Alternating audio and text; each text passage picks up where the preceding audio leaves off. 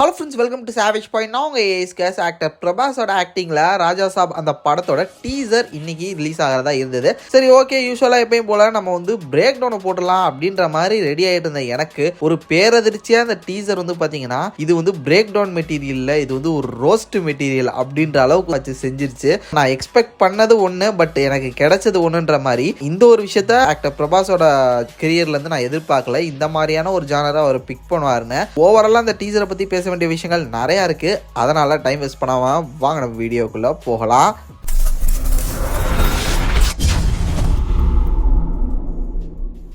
First of all இந்த படத்தோட initial announcement அந்த போஸ்டர்ஸ்லாம் பார்க்கும்போது சரி, ஓகே, ஒரு டிப்பிக்கல் தெலுங்கு ஃபிலிமாக தான் இருக்க போது. இது வந்து அந்த டைமில் பிஃபோர் பாகுபலி, அதுக்கு முன்னாடி ஒரு கலர் ஆஃப் ஷேடில் வந்து தெலுங்கு ஆடியன்ஸ் ஒரு பிரபாஸை பார்த்து என்ஜாய் பண்ணியிருப்பாங்களா, டார்லிங் அப்படின்னு சொல்லிட்டு அவர் செல்லமாக கூப்பிடுவாங்க. ஸோ அந்த மாதிரியான ஒரு பிரபாஸை நம்ம பார்க்க போகிறோம். இந்த பேன் இண்டியன் ஸ்டார்ன்றலாம் தள்ளி வச்சுட்டு ஒரு டிப்பிக்கல் தெலுங்கு ஆக்டராக அவரை வந்து நம்ம பார்க்க போகிறோம் அப்படின்னு தான் நான் நினச்சேன். தென் இது மட்டும் இல்லாமல் இது வந்து ஒரு கோஸ்ட் ஃபிலிம், இது வந்து அந்த மாதிரியான ஒரு ஜானர் அப்படின்னு தெரிய வந்ததுக்கப்புறம் ஓகே, புதுசாக ஏதோ ஒரு பண்ணுறாரு, ஒரு பேன் இண்டியன் ஸ்டார் வந்து கமர்ஷியலைஸ்டு ஹாரர் ஃபிலிம் பண்றாரு அப்படின்னு சொல்லிட்டு ஓகே, ஓரளவு ஒரு எக்ஸ்பெக்டேஷன் இருந்தது. பட் லிட்ரலி எல்லா எக்ஸ்பெக்டேஷனையும் இந்த ஒரு டீசர் தோண்டி புதைச்சிருச்சு. டேய், இந்த படத்தை தாண்டா எங்களை வந்து இவ்வளோ வருஷமா பிரான்ச்சைஸே எடுத்து சாவடிச்சிட்டு இருக்கானுங்க.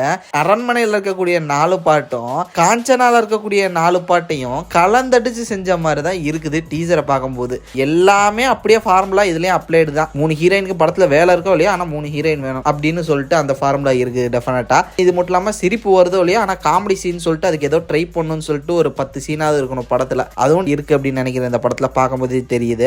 தென் அதுக்கப்புறம் அது வந்து பாத்தீங்கன்னா ஒரு கோஸ்டா, இது வந்து ஒரு ஹாரர் ஃபிலிமா, இதுல வந்து நிறைய கோஸ்ட் இருக்கான். அந்த கோஸ்ட்டை வந்து இவங்க எப்படி சமாளிக்கிறாங்க, எப்படி அந்த ஒரு கோட்டை, எப்படியும் ஒரு அரண்மனை இல்ல ஒரு கோட்டையில போயிருவாங்க குடும்பமா, அங்க இருந்து இவங்க எப்படி தப்பிச்சாங்க அப்படின்னு சொல்லிட்டு தான் இருக்க போகுது. அது தெரியுது இந்த படத்துல. இந்த அரண்மனையில இருந்து அங்க இங்க ஓடி ஒளிஞ்சு நிறைய சீன்லாம் வருது. எப்படி ஹீரோயினுக்கு வேலை இருக்கோ இல்லையோ, 3 ஹீரோயின் வேணும் கண்டிப்பா அப்படின்ற மாதிரி. பேய் படத்துல த்ரில்லிங் இருக்கோ இல்லையோ, கண்டிப்பா எனக்கு ஒரு அரண்மனை வேணும், ஒரு கோட்டை வேணும் அப்படின்னு சொல்லிட்டு அதுக்கப்புறம் அதுக்குள்ள ஏதாவது ஒரு முக்கியமான பிளாஷ்பேக் இருக்கணும் பேய் வர்றதுக்கு அப்படின்னு சொல்லிட்டு அந்த டிப்பிக்கல் ஃபார்முலா டெஃபினட்டா இதுலயுமே வந்து அப்ளைடு தான்.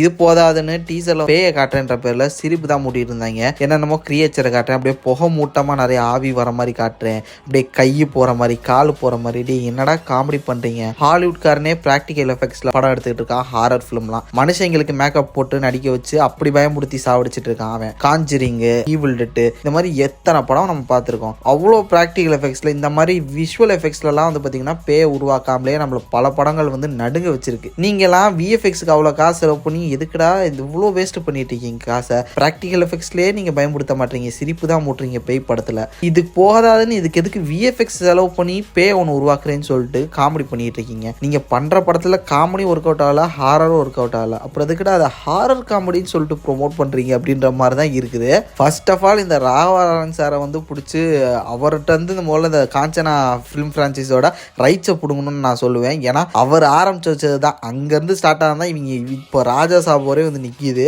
ஹாலிவுட்லாம் ஹாரர் காமெடி ஜானரே இல்லையா ப்ரோ அப்படின்னு கேட்டிங்கன்னா இருக்கு. ஆனால் அவனுங்களாம் ஹாரர் காமெடி ஜானர் ஸ்பூஃபியான ஒரு ஃபிலிமாக தான் வந்து பார்த்தீங்கன்னா அவங்க ப்ரெசென்ட் பண்ணுவாங்க. லைக் எக்ஸாம்பிளுக்கு சொல்லலாம், ஸ்க்ரீம்னு சொல்லிட்டு ஒரு படம் இருக்குது. அந்த படத்துலலாம் எல்லா பேய் படம் அவங்க எடுத்து வச்ச ஹாலிவுட் படம், பேய் படம், த்ரில்லிங் படம் எல்லாத்தையுமே அவங்களே கலாய்க்கிற மாதிரி ஒரு ஸ்பூஃப் பண்ணுவாங்க. அதெல்லாம் ஹாரர் காமெடின்றது அந்த மாதிரி ஒரு ஸ்பூஃப் படமா தான் வரும். நீங்க ஆக்சுவலான ஹாரர் படத்தையே காமெடியா பண்றீங்க, அதுதாண்டே இருக்கலே பெரிய பிரச்சனைன்ற மாதிரி நம்ம இந்தியன் பிலிம் இண்டஸ்ட்ரியில நம்ம எல்லாரும் அடிச்சு சொல்ற மாதிரி இதுதான்டா ஹாரர் படம் அப்படின்னு சொல்ற மாதிரி ஏதாவது ஹாரர் படம் நம்ம மைண்ட்ல இருக்குதா? ரொம்ப ரொம்ப சொற்பமான படங்கள் மட்டும் தான் அப்பா இதெல்லாம் நான் வந்து தூங்கவே வரலப்பா அப்படின்ற மாதிரி சொல்லுவோம். மற்றபடி எல்லாமே வந்து பாத்தீங்கன்னா இந்த மாதிரி ஓட்ட உடசல் ஹாரர் பிலிம் தான்.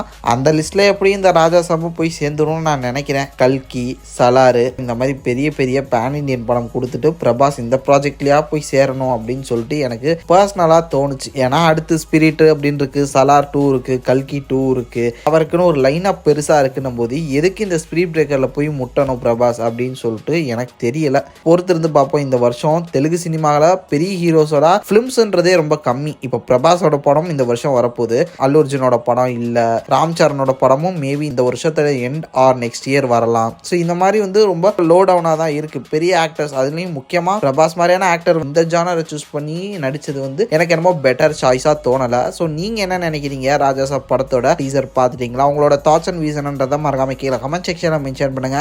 சரிக்கா ஃப்ரெண்ட்ஸ், இதே மாதிரி தொடர்ந்து நிறைய இன்ட்ரெஸ்டிங்கான வீடியோஸ் பார்க்கறதுக்கு மறக்காம நம்ம சேவேஜ் பண்ணி சேனல் சப்ஸ்கிரைப் பண்ணி அந்த பெல் ஐக்கனை ப்ரெஸ் பண்ணிக்கோங்க. அடுத்த ஒரு இன்ட்ரெஸ்டிங்கான வீடியோவில் நாளைக்கு உங்களை மீட் பண்ணுறேன். அது வரையும் tata bye, take care from A Square.